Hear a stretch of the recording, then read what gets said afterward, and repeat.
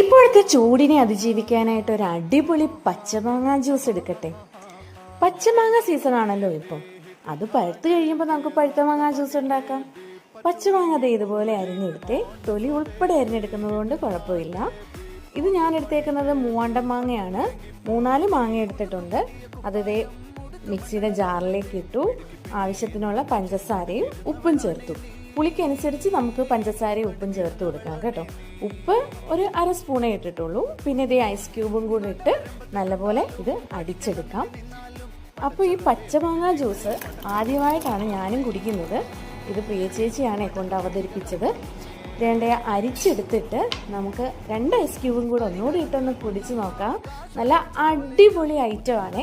ഈ ചൂടത്ത് കുടിച്ചു കഴിഞ്ഞാൽ ക്ഷീണം മാറാൻ പറ്റിയൊരു സാധനം. എല്ലാവരും ഒന്ന് ട്രൈ ചെയ്ത് നോക്കണേ. ഇപ്പം നമുക്ക് സുലഭമായി കിട്ടുന്ന സാധനമാണല്ലോ പച്ചമാങ്ങ.